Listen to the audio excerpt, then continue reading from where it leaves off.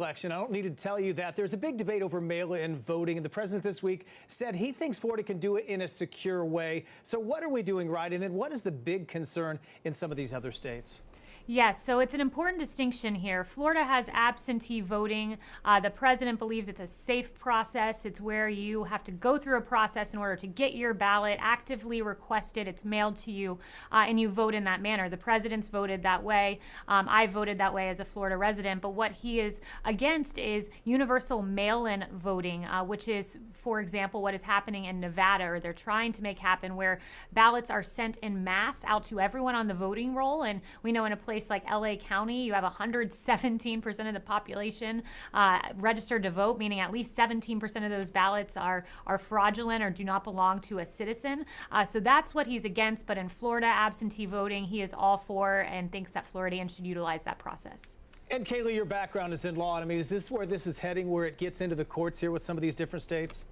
Yes, and the Trump campaign, it's more a question for them, but they have put forward lawsuits in several states. The whole goal here, the end goal, is to make sure that we have safe elections and that the American people can trust that their ballots will be counted and not subject to fraud. And let's move to another big debate here. This involves our schools. Now, the president and Governor DeSantis, they both want students back. Parents seem to be split on this. Some say they just don't know enough about the risk that is out there. So is there enough reliable research out there for these families to make these decisions? Yes, there is. The science is overwhelming in noting that COVID has a very limited effect on children, and schools can reopen safely. We've put forward how they can reopen with social distancing and masks and other procedures that they can follow, sanitizing, but it's paramount that kids get back to school. We know 1 in 5 cases of child abuse are reported in school. We know a lot of students depend on school lunches. We know a lot of parents depend on schools being open so that they can go back to work. So there's a way to safely do this in line with the science, and that's what the president is advocating for. Let's talk about economies now. Right now, Orlando's tourism economy hit very hard through this. There's a camp that believes it's going to take a vaccine to get America's economy back to normal. That would include Central Florida. Does the president agree with that?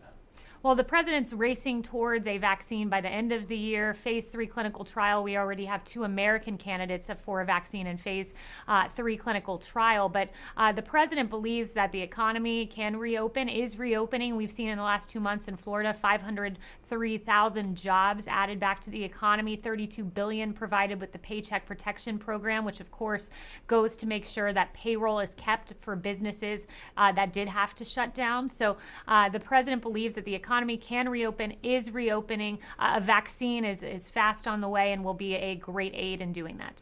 And Kayleigh, there's also another camp. Early on, we heard, flatten the curve, and now we're kind of hearing wait for the vaccine. Does it feel like that message has moved from some? No, for us, what we see is the president's always been very clear-eyed that as the economy reopens, we will see embers and places where cases start to rise, where we can suppress that. And one thing that we're seeing that is very encouraging is we have one of the lowest case fatalities in the world.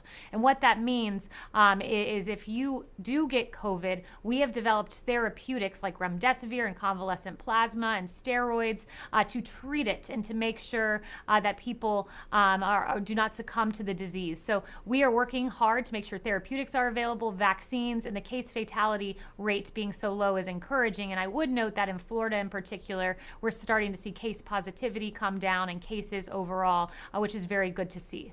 Kayleigh, let's finish with this. Part of this is getting, of course, unemployment benefits back and getting people back to work. There's been a big debate in Congress about how to do that because, yes, you want to continue to give benefits, but you don't want to make it where employers can't have workers come back because they can make more on unemployment.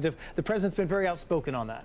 Yeah, that's exactly right. And he's also been outspoken in saying that he wants to make sure that these unemployment insurance benefits do continue because there are a lot of Americans who are out of work through absolutely no fault of their own. And he wanted to extend the unemployment insurance. And what has happened is Democrats, we offered a clean extension for a week while we continued these negotiations. And Democrats rejected it. Chuck Schumer rejected it. So unfortunately, Democrats have really played politics on the backs of the American workers. Kayleigh, we really appreciate your time this morning. Maybe the next time we do this, we can do it back home in your Sunshine State. Thanks for your time. Thanks, Ryan. I would love that. All right there, Kayleigh giving an update.